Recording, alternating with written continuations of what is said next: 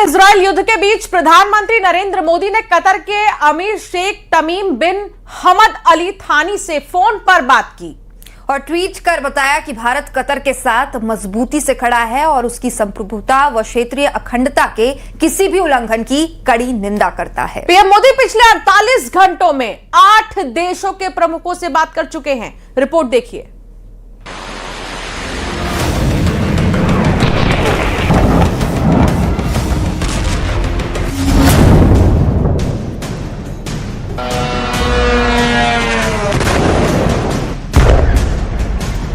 कुछ ऐसे काम है जिसे करने के पहले एक बार नहीं बल्कि 100 बार आप सोचें। जैसे अगर आप कोई डील करने वाले। भारत के प्रधानमंत्री नरेंद्र मोदी ने मंगलवार को ओमान के सुल्तान हैथम बिन तारिक, कुवैत के युवराज शेख सबा अल खालिद अल हमद अल मुबारक अल सबा और कतर के अमीर शेख तमीम बिन हमद अल थानी से बात की है।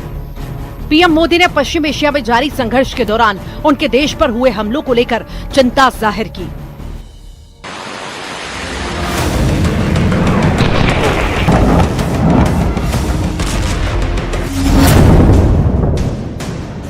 टेलीफोन पर हुई बातचीत में प्रधानमंत्री नरेंद्र मोदी ने तीनों नेताओं से वहां रह रहे भारतीय समुदाय के लोगों को कल्याण और सुरक्षा पर भी चर्चा की।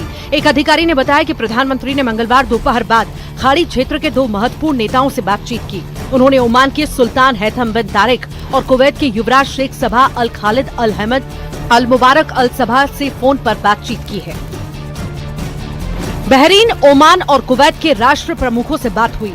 सऊदी अरब, जॉर्डन के भी राष्ट्र प्रमुखों से बात हुई। पीएम ने इजराइल, यूएई के राष्ट्रीय अध्यक्षों से बात की। पीएम ने 48 घंटे में 8 देशों के प्रमुखों से बात की।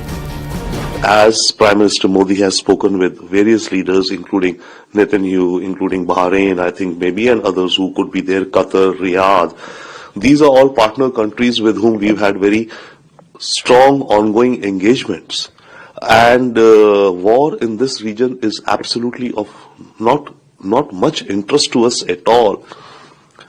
These countries will suffer economic damages, economic loss. And here we have Saudi Arabia, Arab Emirates, Qatar, who are looking to invest large amounts in India.